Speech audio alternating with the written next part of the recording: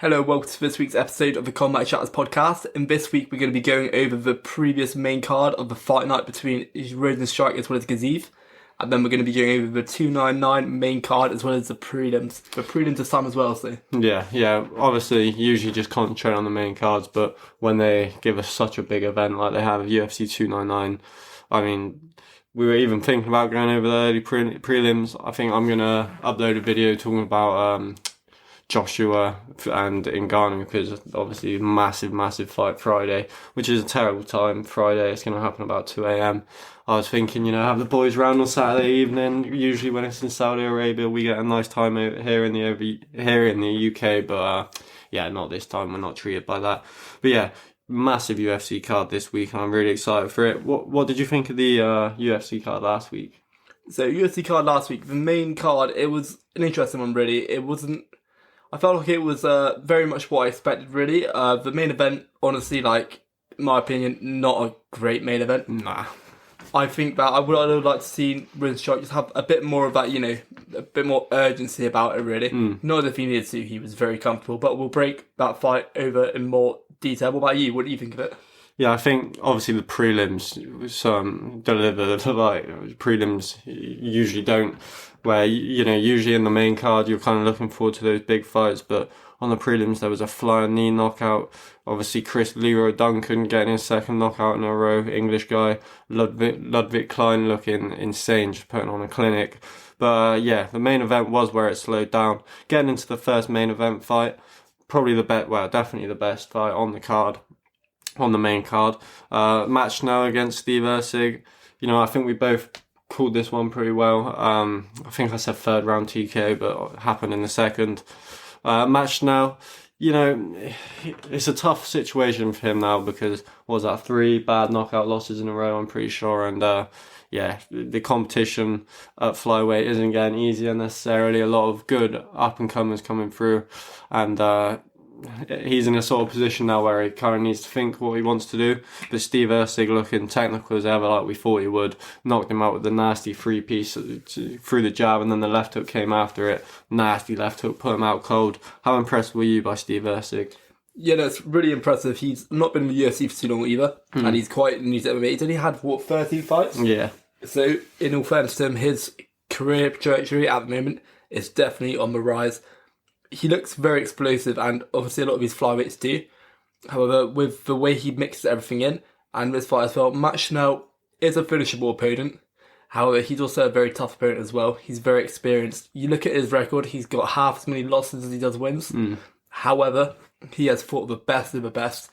And a lot of these fighters do have almost as many losses as they do wins, just because they're continuously fighting that high level, that top 3, which is kind of very much dominant of it. Overall, though, really impressive performance, and just sharp and powerful as well. Powerful flyweights. Yeah, I mean, Steve Erceg, with only his second knockout in his MMA career, sort of, in my opinion, showing where Match now is. I know I kind of sit here every week and say I don't want to say this about fighters, but at this point, the only reason Match now would be staying in it is, for a financial gain. Because taking as much damage to the head as he has, and, it's not going to get better for him, let's be real. Once your chin goes, you can't just magically get it back again, even if you do take a bit of time off. So, if he does fight again, I want to see a massive drop in competition, someone completely out the rankings, but if that happens, they'll be feeding him to someone they want to build. And, I'm pretty sure he might still be ranked around 15 after this, so real tricky situation for him. What would you like to see him do next? I think he needs to keep doing what he's doing, really. I mean, maybe not win some fights. You keep doing what he's doing, getting knocked out. Well, no, he's only been knocked out twice in the past 5 years, though, in all fairness. He's had a lot of cancellations in his career as well. I think he's had 3 since 2019. Yeah. So it's not as if he's necessarily, been fighting consistently. I feel like looking at Steve Erceg going into this fight, we saw how dangerous he was going to be. Just with that, when you have a fighter who's just that on it and that energetic and that much in your face, there's always a possibility of this finish. There really is, because he does not stop at all. I do feel like, though, with the cancellations and whatnot, I don't think that this is necessarily a turning point in his career for him to maybe think to look to pack it in. I think he's 34 years of age, so he is getting close towards that, but give it a couple more years, see how it is. And to be fair, like, he's just really been fighting champions. Well, maybe not. To be fair, yeah, championship level opponents. But there's been, I mean, Suridaji's like not even ranked, I don't think, and every shot he was getting hit with by Suridaji was just rocking him. Really lucky not to get finished in that one. Other than that, he has fought a lot of top level competition, but I mean, Steve Erceg was like 12 coming in. I mean, you can't drop much lower until you're fighting these non-ranked guys. So I'm just saying, a few years ago, people were looking at Matt Schnell like he might be a title contender. Maybe he needs to just reevaluate what he wants to do in the sport, because obviously that's not looking likely, but we never know what can happen. But, I just don't like seeing fighters stay around when it's not worth it, and especially if they keep getting finished. So maybe have a couple more, see what happens. But, if it's at the end of the day, it's up to him. But I just don't want to see people take unnecessary damage. Getting on to the next fight, Umar Nurmagomedov against Bazkat Almakhan. But Bekzat, I would say an impressive debut. Overall did, let's be real, get dominated in his first fight in the UFC. Come very, very close to finishing the fight in the first round. Watching it, did you think, how excited were you then when that happened? Did you think that might have been the end of the fight? Well, it's interesting because when you see someone drop like that, it's almost like you're thinking to yourself, like, all right, well, we've seen what he looked like outside the UFC. We saw what he was doing outside the UFC. He could be the real deal. He could be coming in as a finisher, and he could be looking to climb up as a prospect. He's young as well. He's 26. 26. So young for an MMA guy. Only 12, 13 fights in MMA too. So. And that's the thing. At the same time, though, I feel like this fight kind of played out how I thought it would. I thought Umar was going to wrestle for the entire fight, which he basically did. And it was kind of what he needed to do, really. Umar will stand and bang with a lot of these guys who are not at the imminent risk of finishing him. However, I feel like the moment that he took that shot, he kind of realised that respect he had to have. Yeah. And him wrestling with him, that wasn't necessarily him being boring or not entertaining. That was the intelligent thing to do. Because on the feet, it would have been very dangerous. Even if you look at when Bekzat did get up, these big shots he was throwing, these wild exchanges, there was always a risk. And he needs to control it. Overall, though, I'm not super unimpressed with Bekzat's performance. He does need to work on his grappling. Yeah. I mean, Bekzat, we knew coming in the knockout reel, we had the extreme power he did carry into the UFC. And I mean, that showed straight away with, those sort of punches right behind the ear can end the fight at any moment. We saw that with Ellis Brenner in his most recent fight. Even the first knockout on the prelims of this card, it was that punch that just catches behind the ear. One of the most dangerous places to get hit. And, Umar took it well, managed to grapple his way through the fight. So, really impressed with Umar. Not the most exciting guy to watch, if we're going to be honest. Did have the good knockout over Ronnie Barcelos, so, you can't just expect something like that every fight. He was kind of being pushed in to maybe fight Corey Sandhagen. Next had some talks about with Chito Vera as well, who's now getting the title shot. Do you think with that performance over a newcomer, he should still be pushed that far into the rankings? Or do you think he needs to maybe a couple more fights and work his way up? I think Sandhagen, to be fair, I think that's an appropriate fight. I do. And I know that's not like a super exciting or impressive performance against, like you said, a newcomer. At the end of the day, he took a newcomer because he just takes fights. You take fights or given. And regardless, that newcomer, if that was a fighter who didn't have the wrestling ability of Umar, we could be looking at that newcomer as in, all right, well, who are we putting him against next? Like, imagine if he was fighting like a Kyler Phillips who's on this card, or one of those guys who's just kind of pushing that top 15. I mean, looking at his ability on the feet, Bekzat would have done well in one of those matchups. But yeah, it's a very tough matchup to come into. And that's the thing, like, if in one of those matchups, Bekzat probably would have done a little bit better. And then we'd be looking at who does Bekzat fight next. Yeah. That's what we'd be thinking. I think that with Umar, with his current run, I think it does make sense, to be honest with you. I think Sandhagen's a good fight as well, because Sandhagen does have it already. We have seen how his wrestling has improved over his past few fights. Yeah. And I think that would be quite an exciting fight. It'd be interesting to see how Umar would fight on that as well. Whether Umar would try and keep him on the feet, maybe. or not too much time Probably on the feet. not very long, yeah. But, you know, he is very capable there. He's getting better at every fight. His kicks are so impressive. Even the power of them, you know, he's clearly a super strong and powerful guy himself. He's a world Sambo champion. Yeah. Which says it already, you know, world Sambo is like MMA really, with a couple of exceptions. Yeah. It's almost like it's not even a watered down version of MMA. It is literally mixed martial arts under a different name, with obviously a couple of exceptions.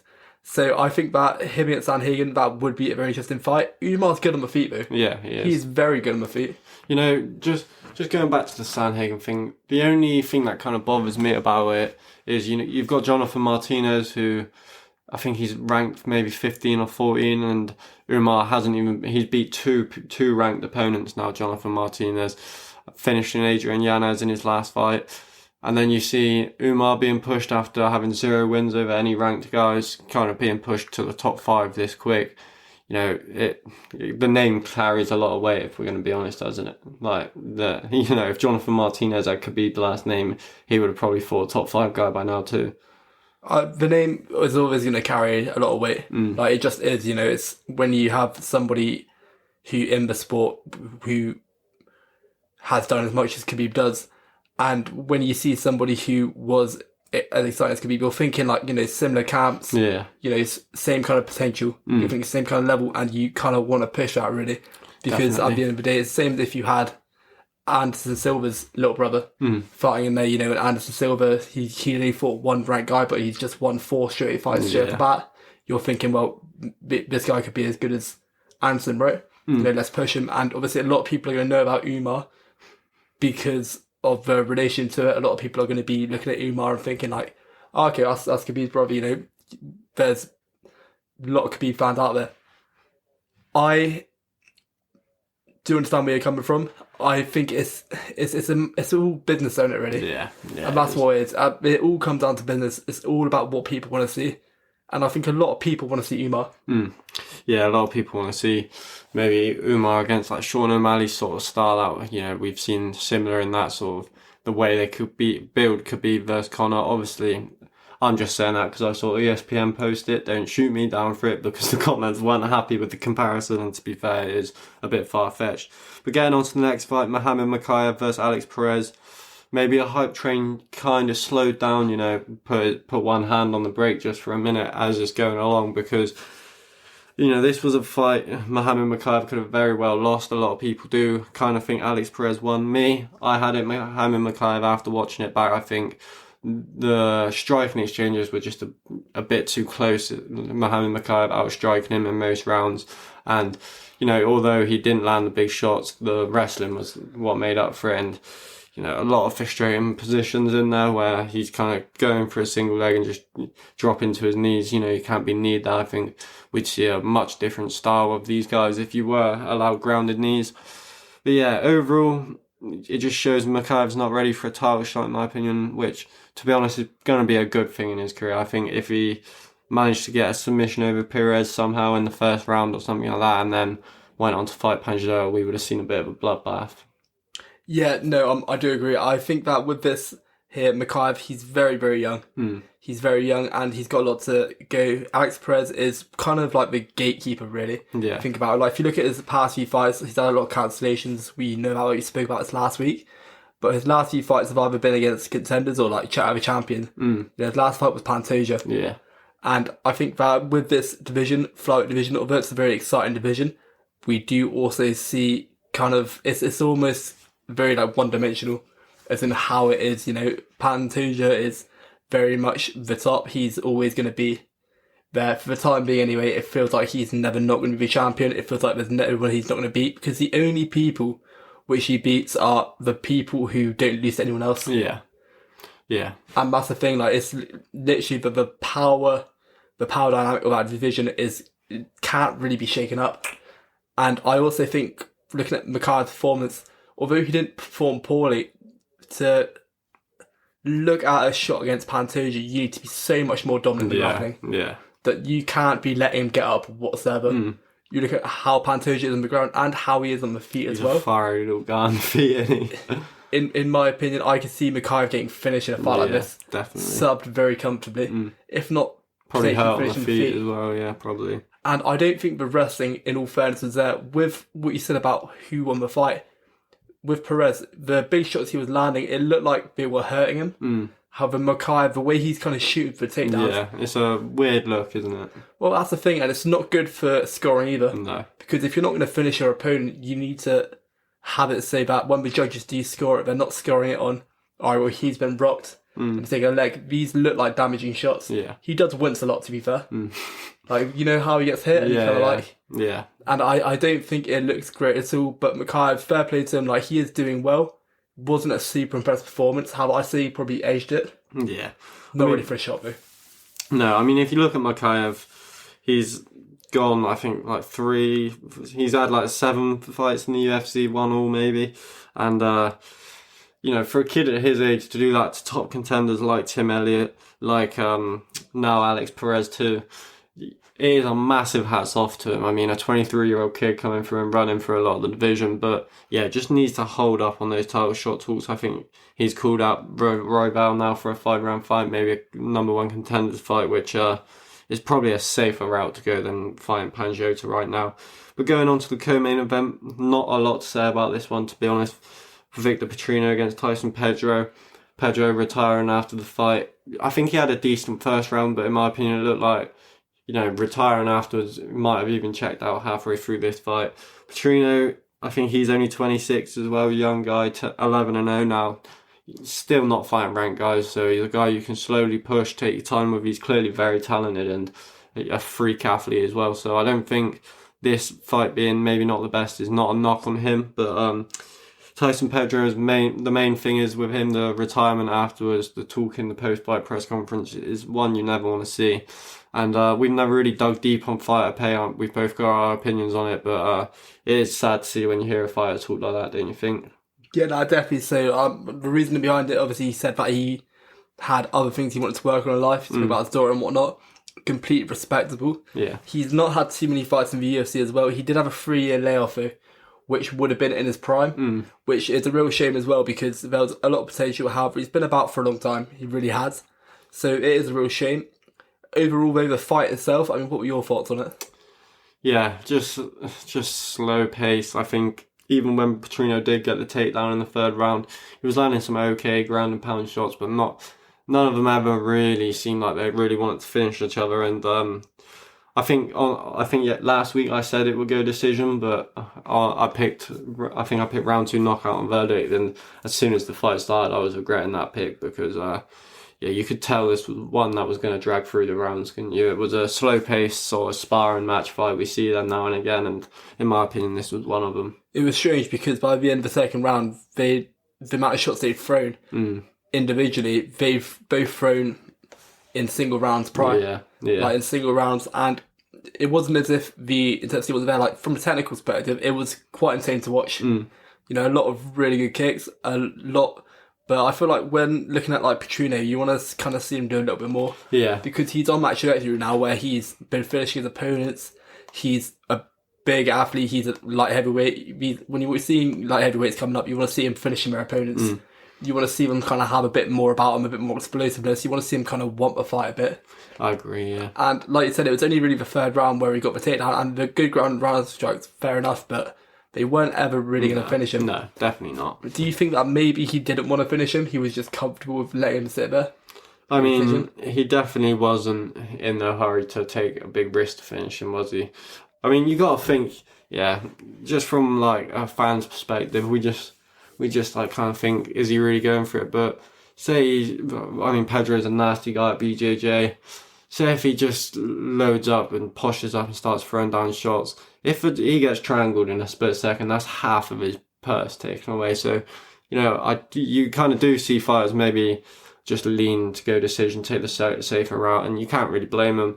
So, you know, as a fan, I do forget sometimes that, you know, if they win, their money's doubled pretty much. So, at the end of the day, you can't really blame him, but that's how you make more money. That's how you get more fans, is really trying to finish these fights. And if you actually look at Petrino in the UFC, he's not had loads of finishes. He's coming off, I think, 1 or 2 big finishes that got a lot of people watching. But I don't think he's maybe the prospect everyone thinks he is. He's a good fighter, but no need to rush him, take your time. He's not some crazy knockout artist who can just push his way through, not having maybe the skill, but just having the knockout ability. He's not that guy. So, yeah. He's never been a guy who's going to take loads of risks to finish you, but he can definitely do it if he wants to. Yeah, that's a good point, to be fair. Like, looking at his last few finishes, when we have these big hitters, it's always the first round, really.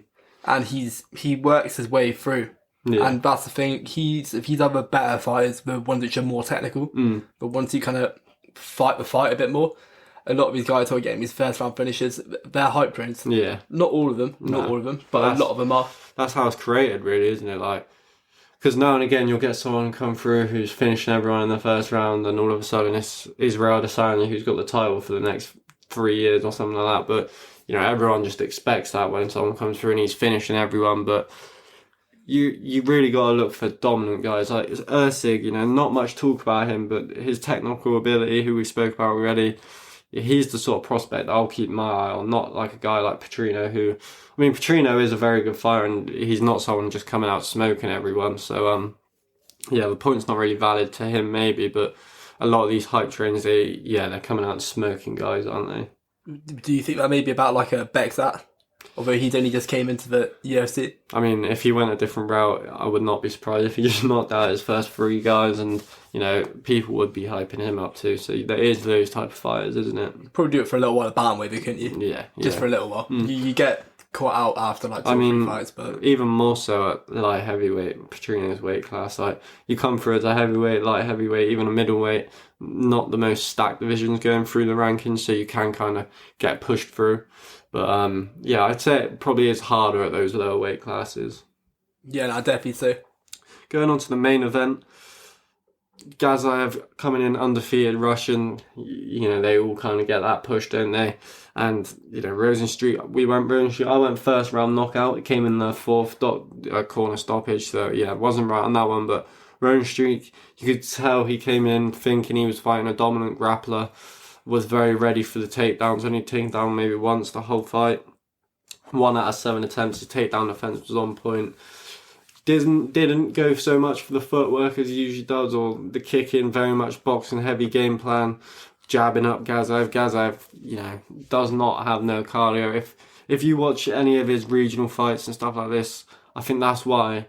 I mean, he was the favourite on the bet makers, but most people I spoke to were actually going Rosenstreet, because I think that was just the sensible pick. It's not very often someone comes in who's, you know, fighting Martin Bidet, and I don't want to be mean to Martin Bidet, but come on, Martin Bidet jump to Rosenstreet is a crazy difference, and yeah, we just saw that skill gap in competition. Rosenstreet very comfortable in the end.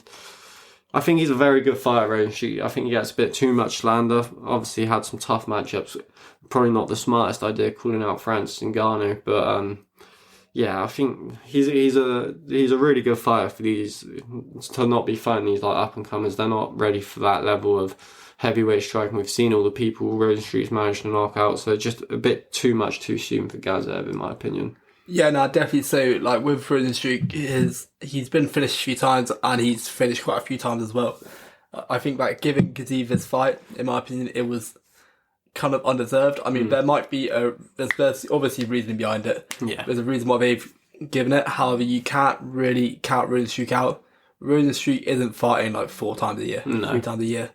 You know, he fights twice a year, and the guys he's been fighting, I mean, he's had maybe like 4 or 5 fights since his last one was against Almeida, right? And obviously that's a very, very hard fight, especially for Rosenstreich, because Rosenstreich, he's not a grappler. He's not a jiu-jitsu fighter.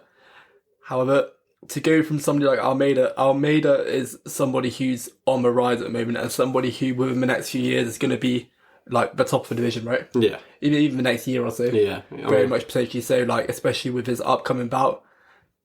Giving somebody like Gaziv to Rosenstreet, I think it's very disrespectful in my opinion. Yeah, I get you. Especially when you look at what he's done. He's got a lot of first round finishes, but if you actually look at his technical ability, like what he was doing with his kickboxing as well, he is very, very clean with his striking. Yeah.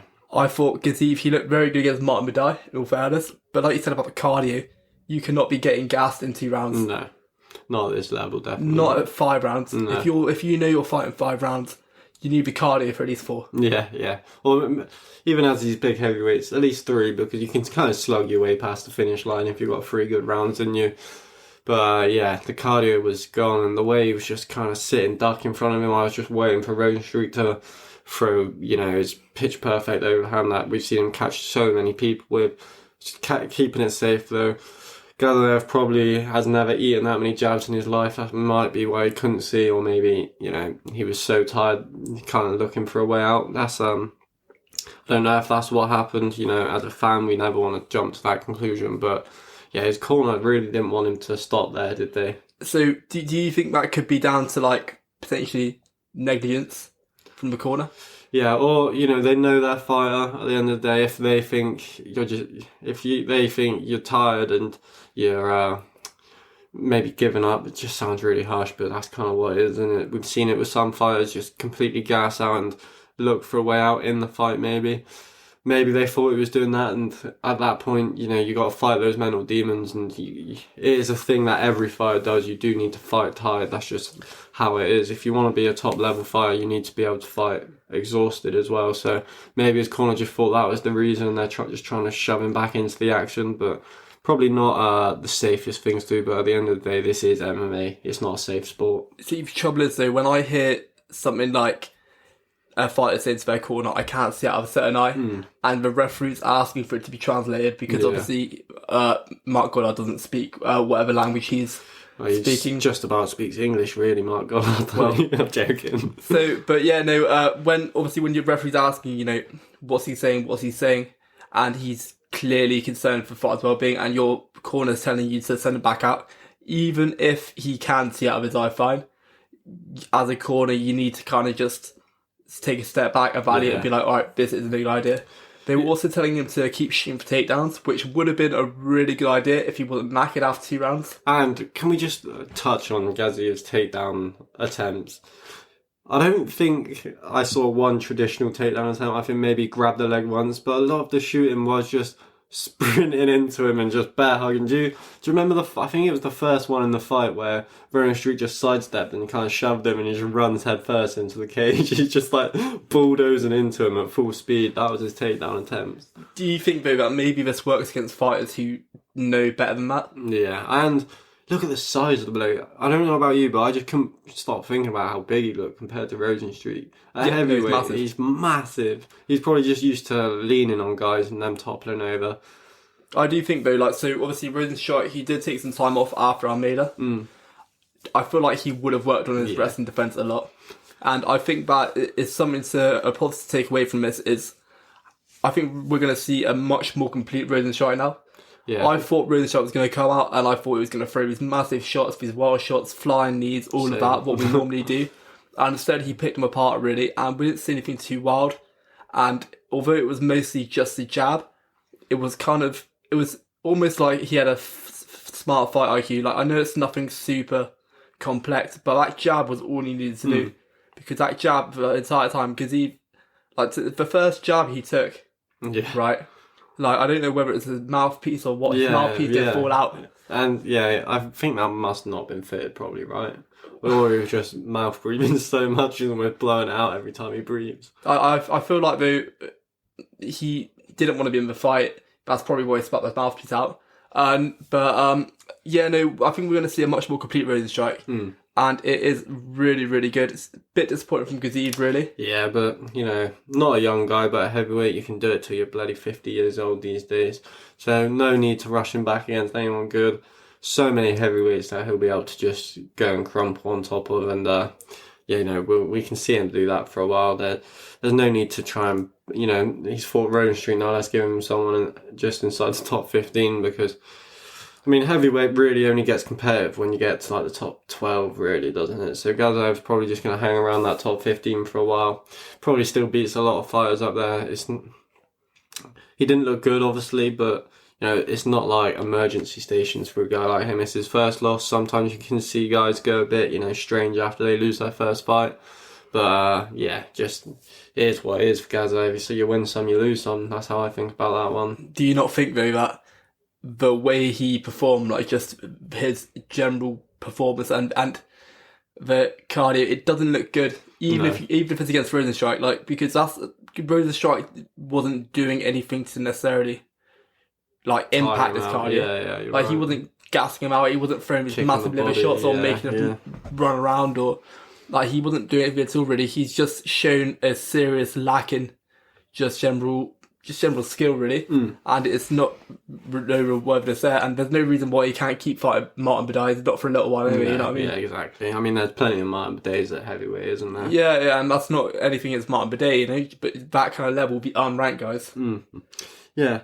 Getting into some breakdowns now. Gonna go over the prelims, not just go over them real quick, and then the main card, we got some real juicy fights to get into. Starting off in the prelims, Pedro Munoz, Kyler Phillips. It's Kyler Phillips' first real big fight in the rankings. Last time out against Ronnie Barcelos. That was only in 2023. It feels like it's so long ago now. Very competitive fight. The main thing to take away with Kyler Phillips is his speed, and I think that is one thing that might cause Pedro Munoz some real problems. Munoz, we know what he brings every time. He's a brawler, great jiu-jitsu, good takedown defense, one of the nastiest leg kickers in the game. And, you know, he can't be finished. No, I don't think he's ever even been dropped in his MMA career. So, you know, Kyler Phillips, he is going to have to come out and look real sharp and quick to beat him. I think, you know, against Ronnie Barcelos, we saw in the first 2 rounds mainly how good he is with his footwork, his speed, his sort of creative combination striking. But Pedro Munoz is not nothing he hasn't seen before. If you watch Pedro Munoz fight the champ now, Sean O'Malley, that obviously ended an eye poke halfway through the second round, but Sean O'Malley wasn't getting nothing off in that fight. He's not an easy guy to kind of dance around and fight at range. So I think it is a real hard matchup for Kyler Phillips. Yeah, no, this is a very challenging matchup for Kyler Phillips, definitely. So I think that with the experience, like I said, I don't say it's a jump up because Ronnie Barcelos is like beyond experience. Yeah. He's been about the UFC for ages. And to be fair, he's doing very well, albeit considering. Like, he's not really... I think did he finish like the other week? Yeah, he won the other week, didn't he? Yeah, which is like, you know, very impressive. Like, he's not really like sparring down or anything at all. No. With this one though, Pedro Munoz, he's very fast. They both are very fast. I feel like Kyler Phillips, he does occasionally run into it every so often. Yeah. And whether he'll do that with Munoz or not, I'm not too sure. But I think he's going to get caught by it, if I'm honest with you. I really do. They're both jiu-jitsu black belts. So I think if it does go to the ground, it could be interesting. I mean, Ronnie Barcelos, speaking about him again, has won some excellent accolades in jiu-jitsu and wrestling, and he wasn't really able to control Kyler Phillips. They had a real good scrambly fight, so that's going to be tough for Pedro Munoz. Maybe he will mix it in with a bit of wrestling. I think Kyler Phillips, he's a real fast guy, and I think that might just keep him away from that one big shot, but the leg kicks are going to be the main thing in my opinion. He's going to really slow Kyler Phillips' footwork down and just destroy those legs. Pedro's calf kicks are one of the nastiest in the game. You can hear them no matter how many fans there are. Yeah. They're just explosive, really. And you wouldn't think so either because they're like bantamweights. Like, you know, he's not a big guy at all, really. He's powerful, though, isn't he? Powerful. So powerful. And the power, like you said, back, it's good to slow him down. I think that this is going to be quite a scrappy fight. I think that we're going to see Pedro Munoz. I think he's going to be the less scrappy of the two. Yeah. Honestly, just because he is very good technically. Although what I think I'm going to see, it's going to be a matter of him catching him the second round. And then I'm going to see it get to the ground. I don't know if he's going to finish him in the ground. But I can, you know, I'm going to go finish him in the ground. I'm going to go second round. I'm going to go TKO. Nice. Well, to be honest, looking at these prelims, there's just a lot of decisions that are leaning in my mind. I think if there is a finish, maybe Pedro could finish Kyler Phillips, but I'm leaning decision. I think he'll fight a good technical fight, kind of pick away mainly with the leg kicks, and if some big shots do happen, I think maybe he might find a big shot in the third round, but for me, it's just Kyler Phillips' speed. Pedro Munoz, 37 now. I wouldn't even be surprised if Phillips is able to kind of, you know, pop shot and win a scrappy decision. I think this could be like a reasonably close fight, but I'm going to go Pedro Munoz decision. Why don't you start us off with the Mateus Gamrot versus RDA fight? So this is an interesting one, really. It's hard to call because look at RDA's last fight. You watch him go 5 rounds of Luke. However, what Gamrot does very well is that he's a very new generation kind of fighter. He mixes it up all in very well. He's got the wrestling, but he doesn't use the wrestling as his like dominant kind of attribute. He mixes up well. He mixes up with his striking. RDA on the feet, he's a better striker. Yeah. He's a very technical, clean striker. However, he hasn't finished for a little while. He hadn't had any of these finishing strikes. And looking at the grappling exchange with Luke, he was struggling with Luke. Yeah. In the grappling, particularly in these clinch situations, which obviously isn't something you want to see. But the way Gamrot shoots, he doesn't really tend to telegraph it. And he's not really, it's not like this kind of cage wrestling, you know what I mean? No. Yeah, he shoots from the open, he can shoot against the cage. For him, he's got great traditional wrestling and great sort of chain wrestling where he will wrestle you against the cage too. Obviously, on the rise up is about nasty submissions, but not really able to get it off against a lot of these top guys. His last fight against Fiziev, that would have been a real exciting one. That one started off as a banger, but the injury happened. Other than that, I haven't been super impressed with Gamrot. Obviously getting a complete shout-out by Dariush. A real close fight with Jalen Turner, but he's just a nightmare fight for anyone. But me, I'm going to go Gamrot decision. I think we've always seen RDA pressure with these sort of struggle with these pressure wrestlers. Kobe Covington, even Leon Edwards brought that game plan. Usman brought that game plan. We've seen it with a lot of guys. So I think Gamrot's going to do the same sort of thing. Heavy body attacks. We know how he loves that body kick, and he's probably just going to set that up to blitz him with the wrestling and. Maybe you'll sub him, but if you're not subbing Jalen Turner, you're probably not going to submit someone who's been in the game and has the jiu-jitsu level with RDA, so I'm going to go decision. So I'm going to go Gamrot decision too. I think RDA is going to do well on the feet though. I think RDA is going to be providing a lot of pressure. I just think that it's going to be the shoots and the wrestling which does potentially edge it for him. I think this, to be fair, could be, when it's on the feet anyway, a relatively close fight. Yeah. But I really do. I think of the way that RDA tends to put it together. He puts a lot of strikes together, like the way he combines it, his combinations. He puts out lots of like point scoring combinations together. He hits in a really high frequency. However, I feel like when Gamrot does finally get that space and when he does shoot, he's going to be able to land enough of the ground and on the feet as well just to shoot it. At the end of the day, sometimes a takedown between the fight. Yeah, and I mean RDA, 39 years of age now, going on to fight Gamrot. It's just like they want to feed him every single top contender before he decides to retire. I'd love to do a video one day where maybe we go over the best resumes in the UFC, because RDA would be right at the top of that fight. And Leon Edwards, Usman, Kobe, even like Jeremy Stevens back in the day. And now Gamrot, Robbie Lawler, Neil Magny, he has fought everyone. It is crazy, his resume.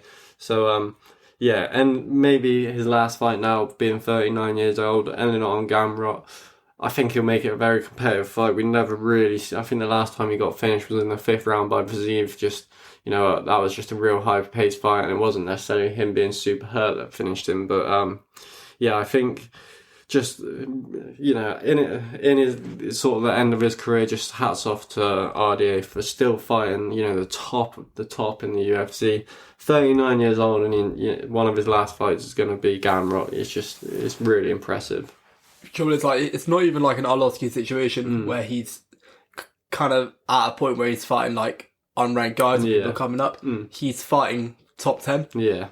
And it's very, very impressive. And he's very high ranked himself. Yeah, I mean, I think he might have dropped a bit lower now, but last year, I think he got as high as like number 7 or 6 at lightweight, which is crazy. Definitely so, especially considering that is a stacked division as well. Yeah, it's mental. Going on to the next fight, Caitlin Chookagian against Macy Barber. Macy Barber, a lot of finishing potential at this women's flyweight division. We've seen her when she came in, I think 3 TKOs straight away. So, 3 TKOs right off the back before her first loss. And she did struggle a lot after that, kind of a few really close decisions against some not the highest level competition, but it really does look like the old Macy Barber's back. The Andrea Lee fight, super close, but then comes out with the knockout of Amanda Ribas looking, like she was possessed, like the old Macy Barber. I think that just sets this up to be maybe a tough matchup for Caitlin Chookagian. She is kind of the gatekeeper of this flyweight division. If you do want to, go up, and it was Shevchenko for so long, go up and fight Shevchenko. You needed to get past her first. And she was in an awkward sort of position where, like, same with Max Holloway and people like that, where she was beating a lot of the top contenders. I'm leaning Macy Barber in this one. I think just how sort of young and athletic she is, she brings a different sort of game than a lot of these females. And maybe Caitlin Chookagian, we saw her not do great with the power punches before. So yeah, I think I'm going to go Macy Barber. I'm going third round TKO. What's your thoughts on this fight? Yeah, no, so this is an interesting one. Like, looking at Macy Barber in the last battle, she did look, like you said, possessed. And she was very much the viciousness, really, of it, you know what I mean? It was, right? It was pretty brutal. Like, you don't really tend to see that too often. I think Chookagian, it is an interesting fight. I think this is a fight which, to be fair for Chookagian, does fare her a little bit better. I think she does tend to fight a little bit better in the pocket when she's fighting these fighters who aren't necessarily trying to fight you from range, when they're not trying to keep you at range. You look at her last battle out against Fiorot. Yeah. She didn't do too bad, to be fair. No, she didn't. But what Fiorot did well was with the leg kicks and with just being able to use that range. She wasn't really able to do much at all. And that's not necessarily it wasn't necessarily a like you said, it wasn't necessarily a dominant performance, super dominant. However, you could definitely tell that Fiorot was in control of the fight the entire time. And the main thing about that is, we've seen Fiorot as a top level fighter, and they'll be obviously beating Rose Namajunas in her last fight. Where Chookagian, if she kind of is usually more of a rangy fighter, although completely got outranged in that fight, I think being in the pocket would not be a good place, and I think that's where Macy Barber's going to bring it. But what's your prediction on it? So you are right. Being in the pocket with Macy Barber, if it's anything like the last fight, it's not where you want to be. However, I think that is where she kind of does best. Yeah, maybe. In this fight, although I could be wrong, just from the power perspective. Yeah, you know what I mean? I just think Chookagian really doesn't have that power, finishing power, and if she can't keep Barber away from her, I think it's going to be a real long night. Maybe not finishing power, but power to deter. Just keep it. She's got to try to keep her away. Yeah, and that's the trouble, and it's very hard to do, to keep someone away who will kind of just come into you. Got to get that side kick going. that side kick, or hurt them enough in the pocket so they don't want to come near you. Yeah. Yeah, what's your thoughts on it? What are you going? This one here, I mean, it's a hard one, really. I'm going to go Macy Barber decision. Yeah, I mean, I was thinking decision, but then, I'm thinking decision on every fight, and I want to see one finish. So, getting on to the next one, Curtis Blades, Joelinton Almeida. Big fight for Almeida, probably definitely the first grappler he's fighting in the UFC, kind of had it all his own way so far. What sort of problems do you think Curtis Blades and his wrestling will bring to someone like Joelinton Almeida? I think, it's awkward, really, because I feel like if he does take him down, it's Almeida's fight. Yeah, and maybe. Yeah, that's how I feel about it. I think that there is a lot of potential for coordination. I don't feel like I've seen enough of Chris Curtis necessarily with the whole jiu-jitsu aspect of it. And the reason why is a lot of the time when he's on top of you, he's finished you. Yeah. Like, that's just how it is. And the way he shoots for his double leg, it's really strange to watch, because it's almost like just being bulldozed over. Yeah. Like being smacked with a wrecking ball and just like tumbling over. Like, when you see like people comically fall over. Yeah. It's just like that, but with like 270-pound man. It has the Gazleb effect where it's just sprint into a takedown. Well, it is also very technical, but that's the thing. Like, the way the double leg, it's always a double leg, and it's very much like, I don't know how it'd be interesting to know how you like get all your weight behind it, because that's what it is. It's always weight. Like, he's massive. He is absolutely massive. I think the thing that kind of plays on my mind, Curtis Blades, although his wrestling is very good, we actually haven't seen him out-wrestle loads of top heavyweights. Volkov being the biggest one he's out-wrestled. He had another wrestling clinic, I can't remember what the fight was, but other than that, he has leaned to his striking as well. That is, maybe his fight IQ has run him into a lot of trouble. I don't think Almeida really has the finishing potential of any heavyweight that he's fought on the feet. Maybe I think Curtis Blades might have the edge there. He's been looking a lot better with his jabs and his leg kicks. So I think that is where Curtis Blades will look to keep this fight. it's a great point you bring up where if Almeida gets him down, we see these wrestlers give up their backs and stuff a lot in certain situations. They are not used to, getting taken down. They're used to dominating in these ground positions. Derek Lewis was able just to kind of push off at some points and kind of reverse position, where I think if you're giving Curtis Blades those sort of chances, he's going to take top position. He's, Derek Lewis couldn't hold on to that for 1 second, where you don't want Curtis Blades on top of you because he has the whereabouts to control you there. Well, I think that will be an interesting factor in this fight. Yeah, that's the thing. It's all a matter of how well he does on the ground, because I think that this fight, presuming that he doesn't finish Almeida pretty quickly, is going to get to the ground. Yeah. I think, if I'm honest with you, I think this fight's going to go around. I think that Almeida's going to get into the ground pretty quickly. And I think he's either going to finish him or just kind of hold him down for 3 rounds. And it's an interesting one, really, because obviously with Almeida, he's not massive at all. He doesn't look massive at all. That's not to say that he's not powerful. Yeah. Although when we see them on the feet, it's very much been a matter of to kind of set up his jiu-jitsu. He's got some very nice kicks. Yeah. He's got a really good front kick as well. And I think a lot of this is just a matter of kind of making the fight comfortable for him to shoot and to use his grappling. However, I think that with this fight here, Curtis Blades, he does have some good striking range. He really does, and he does have a nice jab. But my only concern is not quite fast enough for for example, this weekend, right? We were seeing Mikhaev and Umar, shooting from the strikes. Shooting from being strikes, or Umar was throwing strikes and shooting, and Mikhaev was receiving strikes and shooting. But you can see these wrestlers and these grapplers, they will use having strikes thrown at them as cover to kind of shoot for that takedown. Yeah. And that's how a lot of it is. And obviously, it's a lot riskier when you're doing against somebody like Curtis Blades, who, if that does slightly touch you, then you could potentially be out or rocked. Yeah. However, I think once Almeida's on top of him, I think this is a relatively comfortable fight for Almeida. Yeah, the thing is, he didn't. If he was going to sub Curtis Blades, you think maybe he'd sub Derek Lewis. That obviously fighting doesn't work like that, but that is kind of where the logic kind of lies with it. And just another thing, he's never really fought a wrestler of Curtis Blades' level, so I am going to go Almeida decision, but I would not be surprised if all of a sudden Curtis Blades stuffs a couple takedowns and Almeida looks like a deer in the headlights on the feet, So I think Curtis Blades does have a really good chance. I think Almeida's a big favourite, so, maybe Curtis Blades is an interesting one to look at.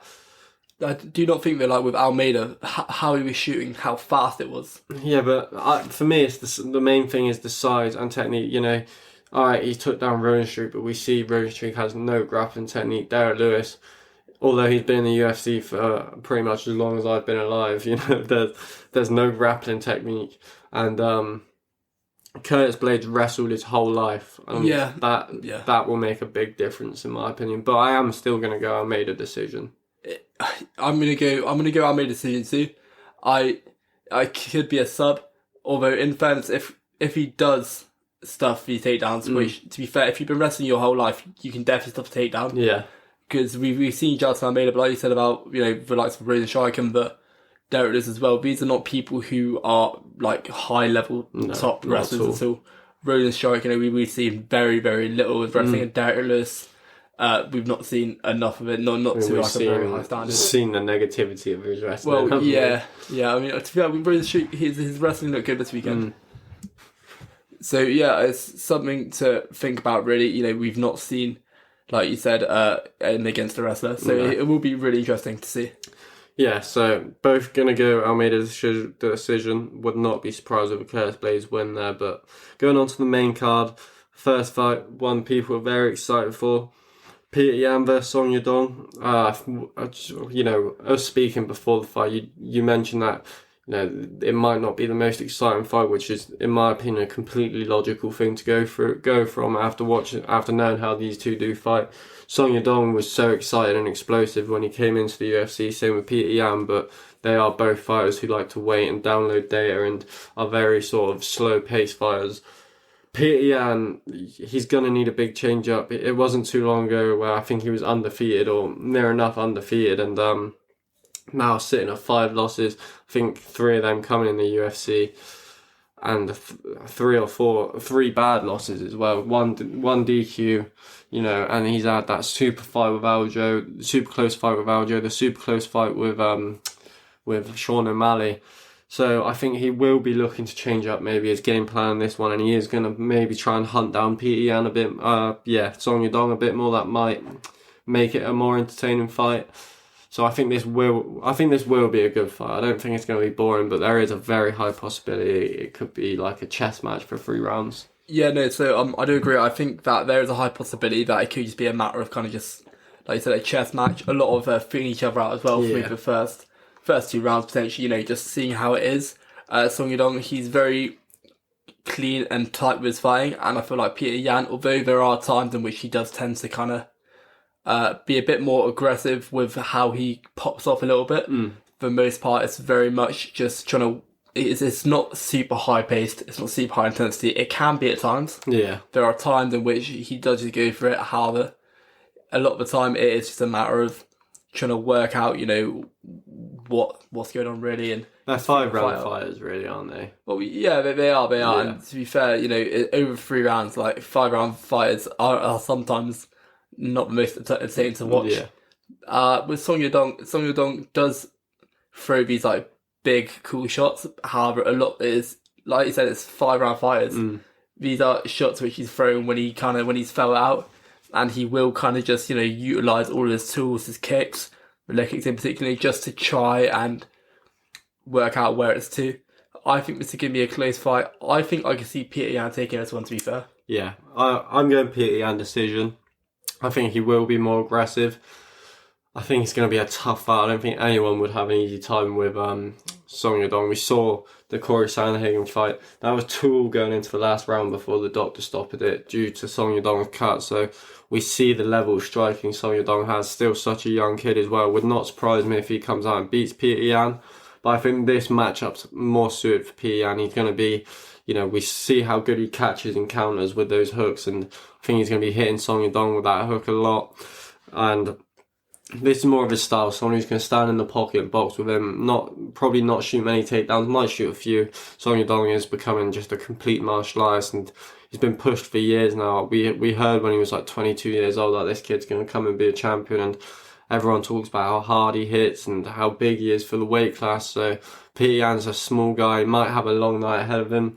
If Song Yadong can really start finding his chin, then it would be a very interesting fight. But Peter Yan is not an easy guy to outstrike on the feet. We saw Sean O'Malley. You know, yeah, Peter Yan did go to wrestling a lot in that fight, but he stood and struck with Sean O'Malley very well.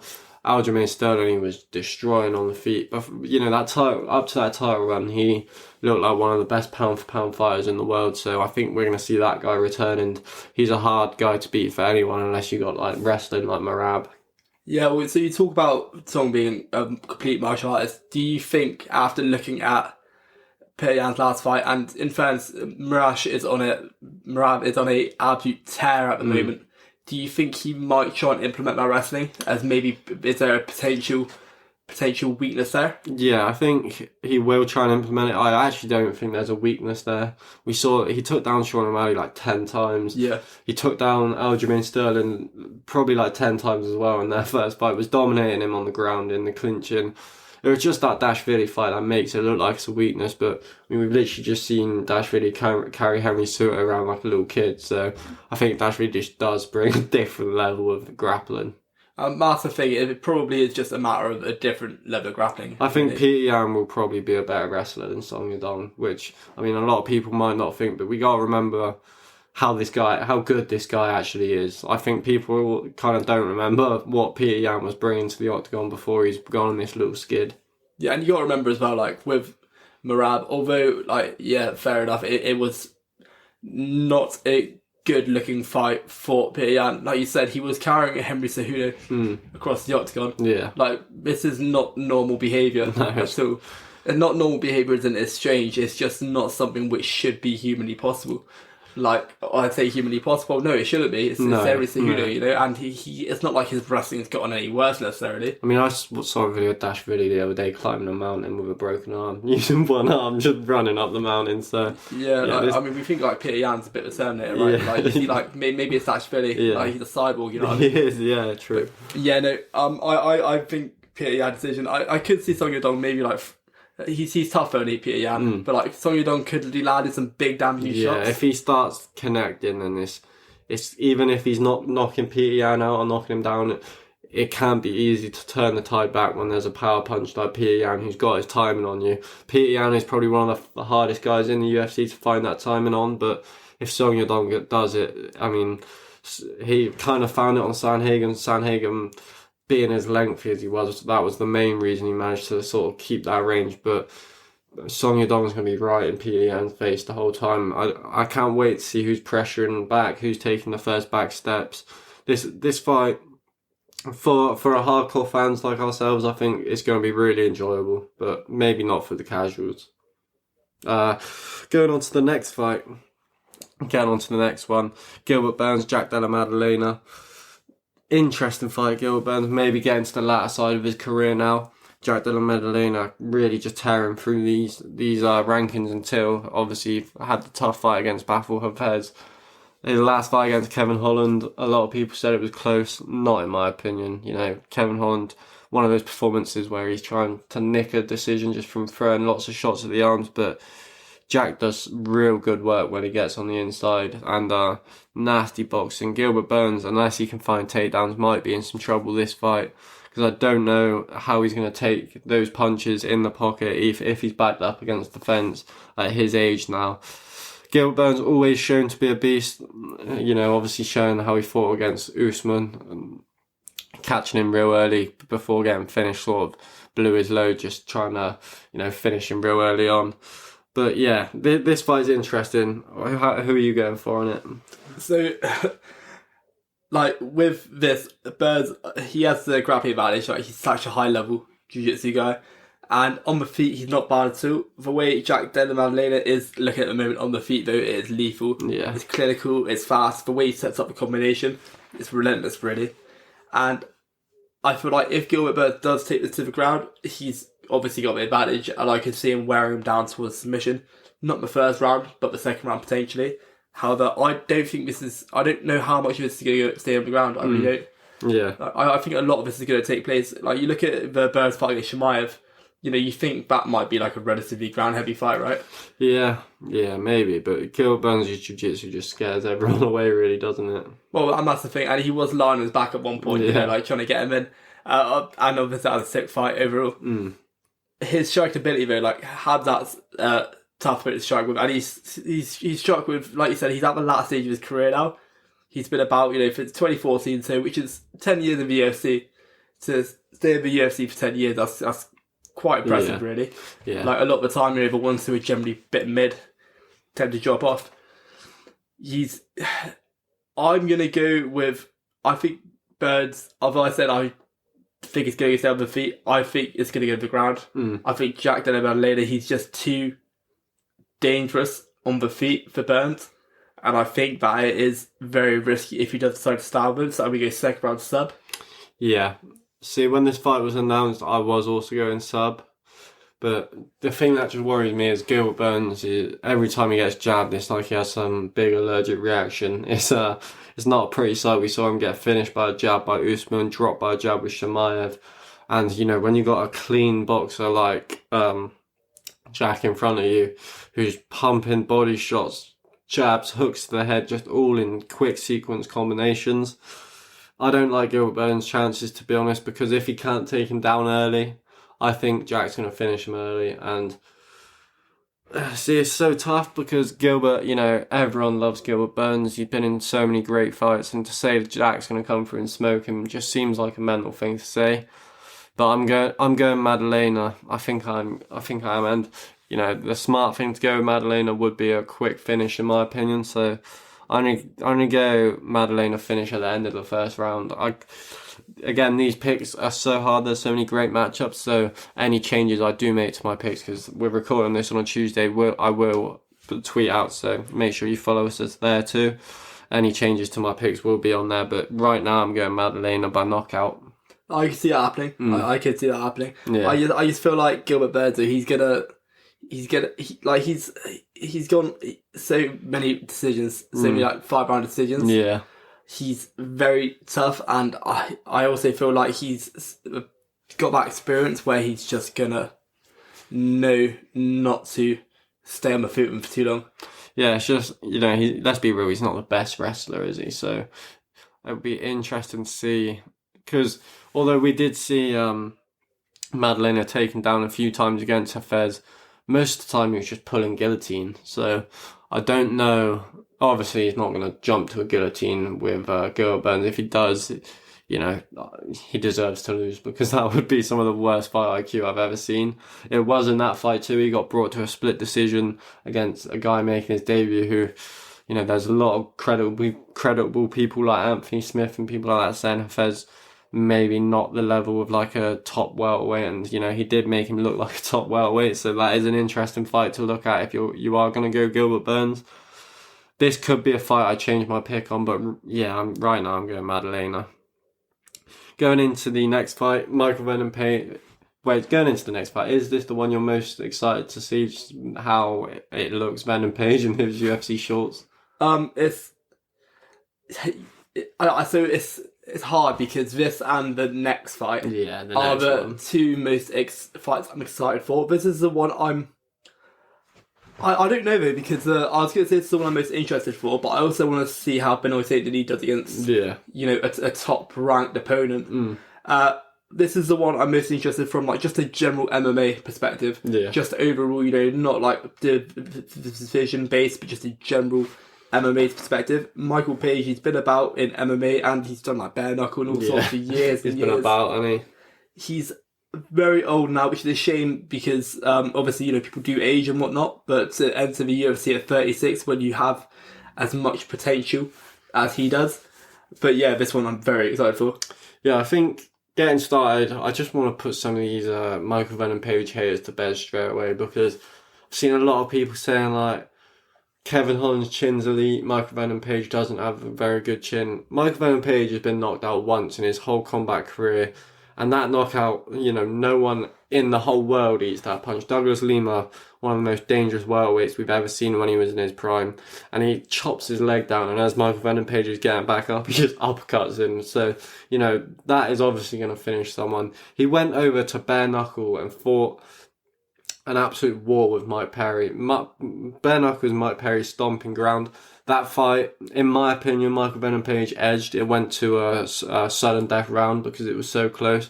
I don't think it needed to, but Perry did just edge that. But to go 5 rounds in bare knuckle with Mike Perry and, have an absolute bloodbath with him just shows the toughness on this guy at still his age. So it's not like as soon as he gets clipped because he's 36, he's going to go down. The wrestling, I don't think Kevin Holland's going to shoot takedowns. If he was smart, he probably would, but we know Kevin Holland's not smart because we've seen it. He'd rather stand there and get his arms broken by blocking one of the boys, jumping, spinning, roundhouse kicks instead of, shooting a takedown and trying to win the fight. So I think Venom Page's chances in this are very good. He's such a quick, explosive fighter.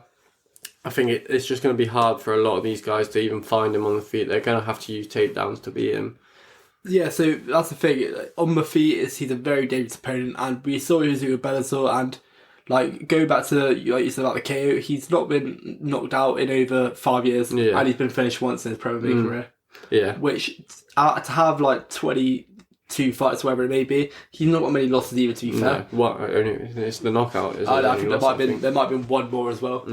But overall, so looking at how it is, I don't think Kevin Holland's going to finish him. I just don't think that's something which we're going to put on the cards. I mean, I think there is a chance. Kevin Holland's a hard hitter too. I think if he can find MVP's chin, then he could be able to finish him. I don't think he's going to be able to find it. It's going to be everywhere. No, I don't think. And, I just said he's only got one loss. I just realised I was there when I watched him lose. It was one of the worst fights I've ever seen. Against Storley. Yeah, that was terrible. Yeah.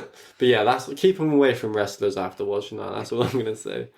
Well, yeah, and so, but like, obviously, we look at his performances in Bellator, and we look at him as a personality. I don't know if he's going to bring the same thing to the UFC. I feel like a lot of that reason why they would have paired up against somebody like Kevin Holland is that you look at Kevin Holland, he talks to his opponents continuously. He is always taunting his opponents. You know, he'll land a big shot and he'll say something, and he'll get hit a few times and he'll say something. He's continuously just always talking, which is crazy, really. Like, it's very impressive, especially when you got to think to yourself, all right, well, I need to not get knocked out here. But he's articulating himself so well. It's a real talent. Like, I remember when he had his UFC debut on short notice. He was fighting Thiago Santos in his prime, and Santos takes him down and he's just wailing on him, and he's just shouting, "Dana, help me! Why are you doing this to me?" Yeah. So yeah, he can have fun no matter where the fight takes place. And him, MVP's not really a trash talker, but you know, when he gets in the cage, he loves to taunt. He's a very cocky fighter in that sense, but you know, it's not going to blow your socks off when you're watching the press conference. But this is one, you know, keep your ears out for what they're saying to each other inside the cage, because that will be an interesting exchange of words. Well, he's more like a physical taunter, really. Yeah. Like he'll do these, you know, crazy kind of like movements with his body, like, you know what I mean? Yeah, like pretending to be hurt and stuff. Like when he wobbles you, or, you know, give the knees a little shake and stuff. He like taps his chin as well and point that range. Yeah. Like, you know, it's crazy, really. But he also has that capoeira style as well. Yeah, he does. And like it's actual capoeira, because it's not like where a lot of these guys, you know, they'll move a little bit. Like, he does it the entire fight, and he'll dance around. And obviously, he might not be able to do that against somebody like Kevin Holland, because somebody like Kevin Holland could potentially utilise on it. But at the same time, it would be very interesting to see, and I would be looking forward to it. This one here, this other fight, I don't think Kevin Holland's going to wrestle too much. No, I think the kind of fighter he is, like, he wants to put on fun fights. I just think he wants a built-in. I've seen some YouTubers say it where it's like, maybe if the fight's starting not to go his way, is he just doing it to kind of have an excuse built in? When, you know, because just earn some more money, man. That's just, I don't understand. There's some fights, especially against Wonderboy, where he gets in top position and he just stands back up. Sure, is he doing that for the fans, or do you think there's some sort of weird ego thing where it's like, oh, you know, maybe I would have beat him if I actually just subbed him right there? Yeah, I don't know. Maybe it is for fans. Yeah, probably. To be fair. I think that the way he does everything, like, even with his trash talk, you know, his conferences and whatnot, and I feel like a lot of it is just for the entertainment value to it. Like, he also had the pretty strange, like, fight schedule I've seen as well. Like, the way I don't know if it was last year or the year beforehand, but I'm pretty sure that was 1 year where he fought in the last 5 months of the year and didn't fight any other point. Probably wanted the summer off. yeah, and it's interesting, really. I think he just enjoys fighting. Yeah, but he enjoys putting on a show, really. And it is very fun to watch. This fight, though, Michael Page, it would be interesting to see how MVP does do. He has got that kicking and that kind of kickboxing ability, but so does Kevin Holland. Yeah, and it's a great matchup because Kevin Holland can finish you wherever the fight goes. I think Kevin Holland, he joined the UFC in 2018. I think he's already had like 20 plus fights in the UFC, which, if that's true, that is just one of the maddest things. I remember reading that somewhere, and I'm looking for his record here, and it's like, he averages like 3-4 fights a year, sometimes even 5 fights a year. So, yeah, the guy has just been a machine since coming into the UFC. Fought so many top level people too. So, yeah, I mean, do you think this is a sort of Michael Chandler moment for Michael Venom Page, where if he comes in, and obviously at the time Dan Hooker had never been finished due to strikes to the head, only to the nasty body kicks of Edson Barboza.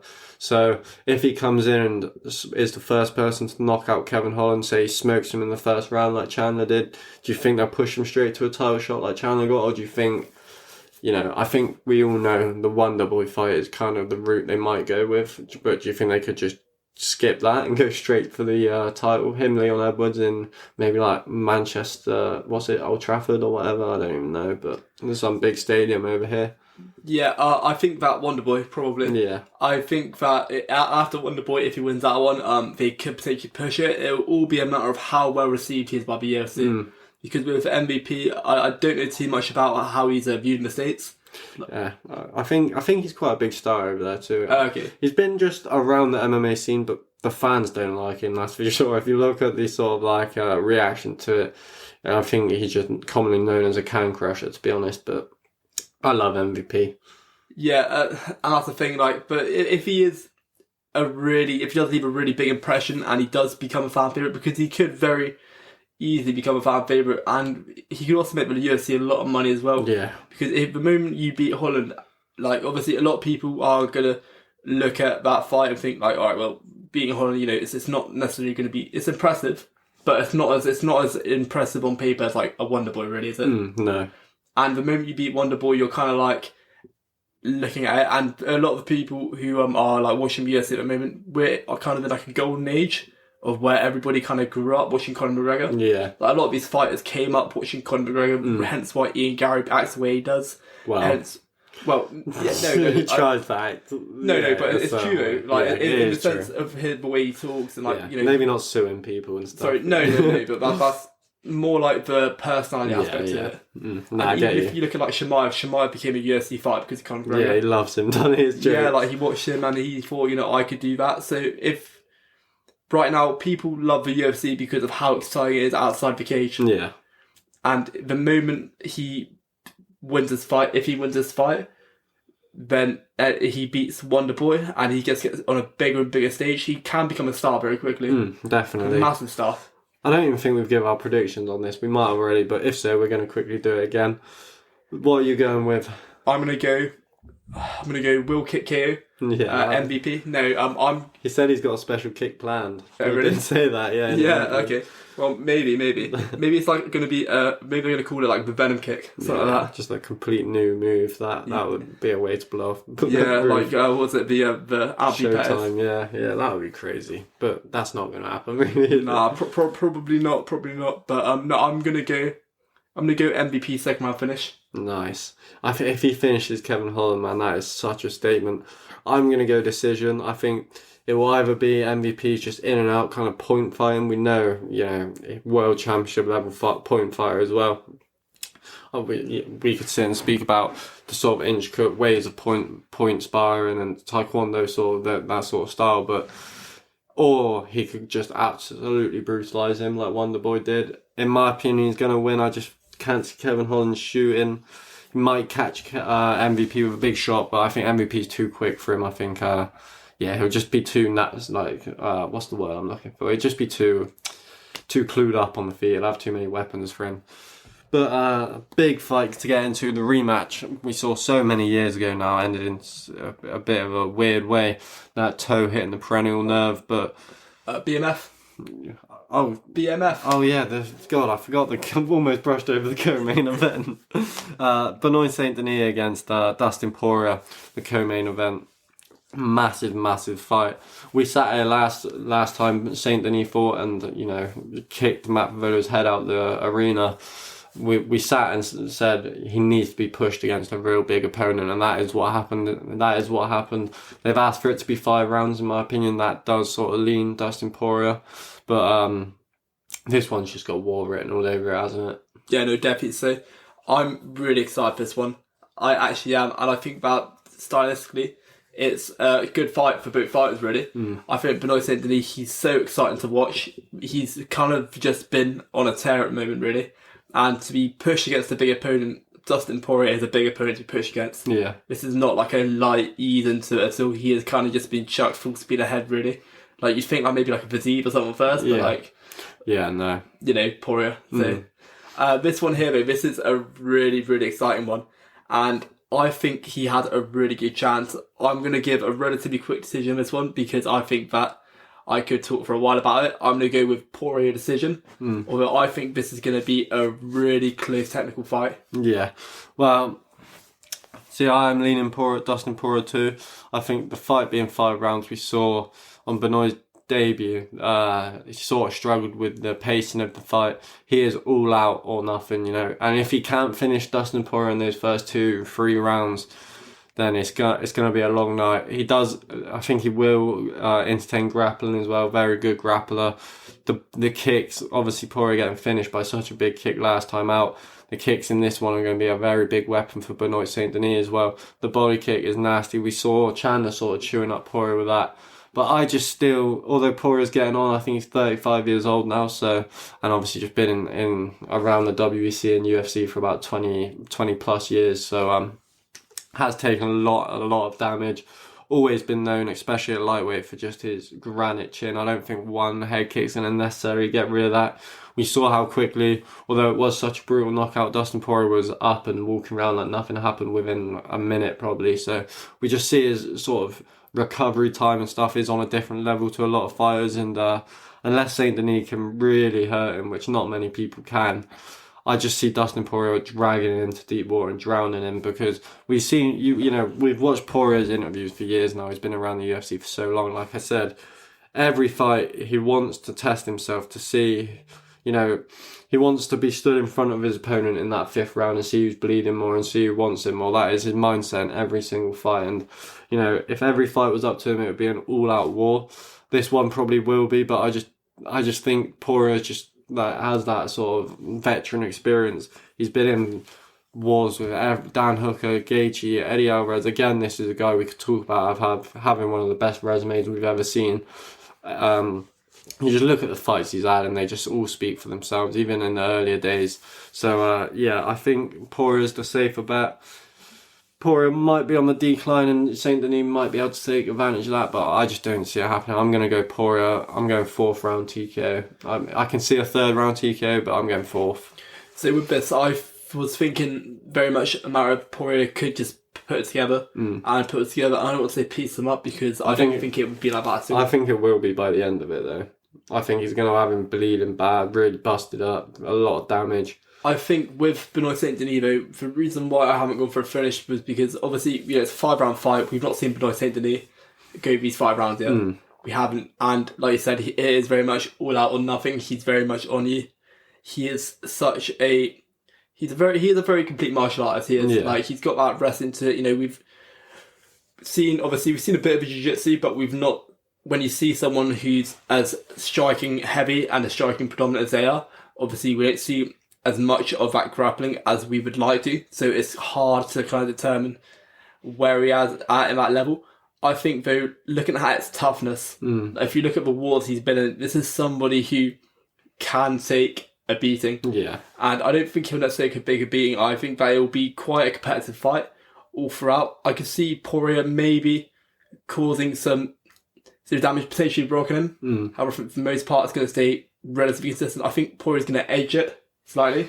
See, I just can't see the fight playing out like that. I think Saint Denis either goes in there and really just smokes him, or Poirier's gonna really put it on him in the later rounds, because Poirier, he isn't some guy he's not going to come out there and tit for tat with you and fight that sort of you go I go. Both of these guys are going to be in each other's. I think if this fight, if there's a possibility it goes 5 rounds, I think we're aiming for one of maybe the best fights ever, because these guys, the intensity they bring, it's just all out war from the start, and I cannot see this fight being anything but someone getting really hurt. I think they're both going to get really hurt, but I think Poirier just has that bit more edge to dig his feet in and maybe take the win home with him, because he's been in that position so many times. We saw Saint Denis in the Aleksei Dos Santos fight. Maybe could have been stopped that fight. We saw the amount of damage he could take up a weight class as well. Dos Santos being such a prolific finisher, so it is just shows how tough Benoit is. But you got 5 rounds to survive with Dustin Poirier. If you're going 5 rounds with Poirier, he usually puts so much damage on you. You're not the same afterwards. We saw the Dan Hooker, the Justin Gaethje, the Eddie Alvarez. These fighters had to take time off and recover, because Poirier really, he's not in there to, play nice. He really wants to knock you out. You can even tell by the way he talks after the fight. He's in the opponent's face, talking shit to Dan Hooker after their fight, and he brings just this level of, spitefulness in there, in my opinion. Yeah, no, so I do completely get where you're coming from. I feel like Benoit Saint Denis, although we haven't seen it yet, I feel like the way he's built with everything about him as a person, he's built for going to deep waters. He's built for going, and obviously the experience factor, like you said, with Poirier, he's been there so many times. Yeah, he has been there on so many occasions. He is like a veteran. He's a veteran of the sport. He's probably had like over 10 5-round all-out wars. Like, he's had some of the best fights we've ever seen on multiple occasions. It's crazy. And that's the thing. And when that's something you're doing on every single fight you have, because there are these fighters, obviously, like, you know, your Rosenstrikes and whatnot, who Rosenstrike's not a good example because its fights don't tend to last 5 rounds typically. However, a lot of fighters who are always having these main event fights, who always have either these title fights or these co-mains, which are 5 rounds sometimes. When you fight for 5 rounds, you get pretty used to it. Yeah. Like, you know, you get comfortable with it. It's all good having the tank to go for like 15 minutes, 25 minutes, completely different game. But no, St. Denis, though, with everything about him, with how he's looked and how he's been looking in his fights, you've got to think as well, I know this might not seem relevant, but he was in the French military. Yeah, like, it is definitely relevant. You can tell. And this is what I mean. Like, this is that level of grit. And, like, just, you know, I reckon he's ready to be taken to deep water. Yeah. I really do. I mean, we've seen it. I mean, the Oleski dos Santos fight was a beatdown. Like, the shots he was eating, like, clean knees, overhands, just... There was a real, in my opinion, should have been stopped, the damage he ate, but it shows how tough he is. And I think he's only gotten better since then. Yeah. And obviously, Poirier is levels above that. Like, he just is. Yeah. I think he's ready. I do as well, and I think in that case we're probably going to be treated to maybe a Fight of the Year contender. The main reason I'm edging Poirier is just, you know, Poirier he's been having 5-round fights since like 2017, like not had a 3-round fight since 2018, I think, so maybe even before, not had a 3-round fight since 2017, but no, not been in a 5-round in the UFC, so I'm just going with the safer one. So going on to the main event though, last fight we're going to talk about, massive fight, Sean O'Malley. We're going to really get to see his star power in this one, going for the rematch for Chito Vera. In my opinion, this fight might not be, you know, the exciting fights we're used to seeing from Sean O'Malley. We know him as one of the most exciting fighters in the UFC. Like him or not, you know, the fights he puts on are just electric. So, but Chito, not the most active fighter, and one of the best defensive fighters in the whole UFC stat-wise. From the amount of punches thrown at him to the amount he's hit with is a scary stat. So it just shows how good his striking defense is, and we were kind of seeing that in their first fight. Obviously, I think Sean's probably got a lot better, where Chito maybe might have some slower improvements to his game.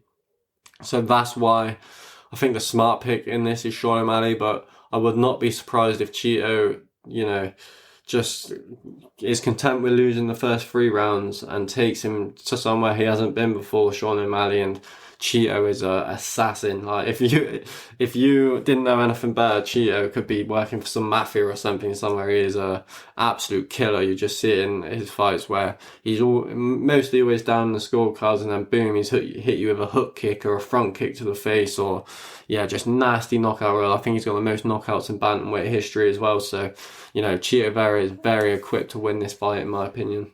Yeah, no, so this is really interesting. It's going to be interesting to see how Sean goes about this. Last bout out, obviously, he likes to fight on the outside. Yeah. He's very much fighting on the outside. Chito Vera, they've both only just gotten better. That's the thing. Now, I think Sean O'Malley, obviously, it was quite, at the time, it was a really big fight for him. I remember at the time it was kind of the fight to really see how good he was. Yeah. And obviously, you know, it ended by injury. It was pretty nasty, actually. If you like watch the elbow, the elbow. Everyone makes out like it was just Sean's knee that gave out, but the elbow that Chito Vera hit him with afterwards was nasty. Yeah, well, and it always definitely is, you know. And I think that Chito Vera has some serious power. I think this is a really risky fight for Sean. I really do.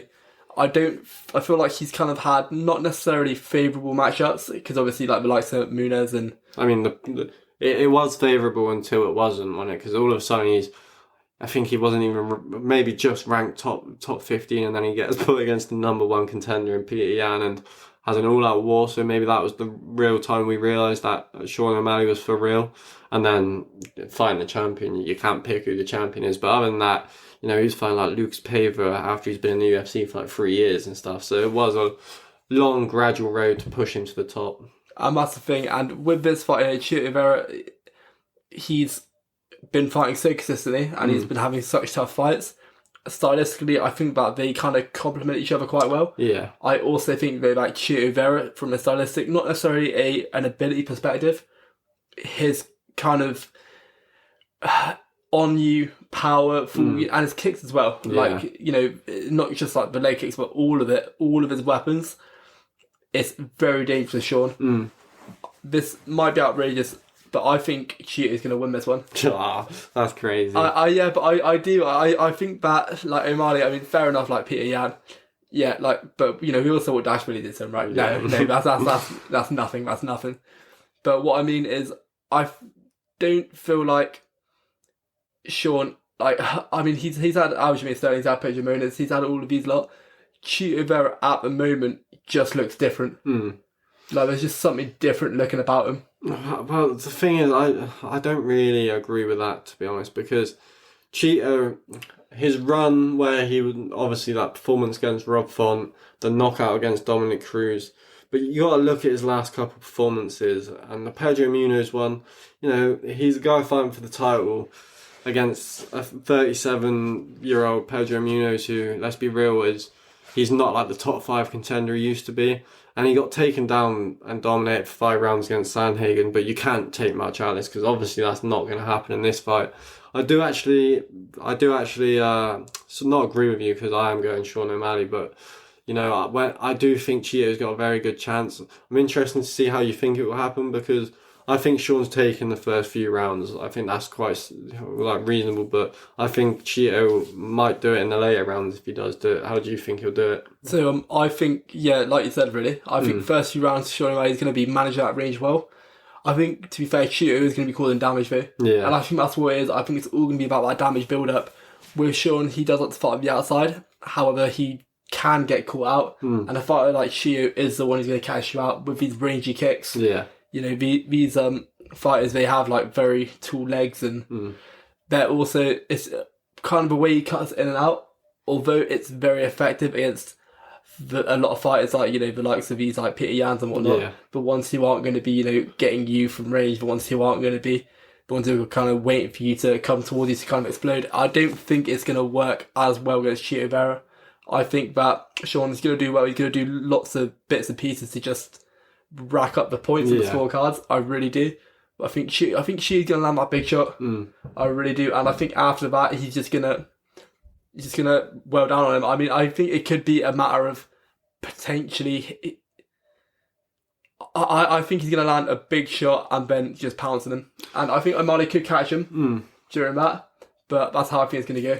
Yeah, I mean, real interesting point, because although me and you have got different perspectives on the fight, I also do think Sean's going to win the first 3 rounds and he's going to start getting caught with big shots towards the end. That's how I think it's going. He's going to really chew up Sean's legs. And I'm going to put my neck out here, yeah. A lot of people that we watch the fights with, I think most are going Sean O'Malley knockout. I am 100% sure that Sean O'Malley is not going to knock out Chito Vera. Obviously, not 100% because it's MMA. Chito Vera, look at his resume, yeah. Fought like Song Yadong, Corey Sang, all these guys. Never even been wobbled in his whole MMA career. Like, I was searching for clips of even a little like leg wobble, and his striking defense, I think it's like, might even be the best in the UFC. It's one of the best in the UFC. So I am so confident that Chito's not going to get finished in this fight. That you might be able to clip this and make me look really stupid afterwards. But that's why I think Sean O'Malley's going to win the first few rounds, and I think he's just going to get over the finish line. He's going to be damaged up by the end of the fight, but I think they're going to come out and, you know, people are going to be like, "Phew, that one was a close one," you know, like he could have really let that slip towards the end, but I think he's just going to rack up the points early on to get the fight done.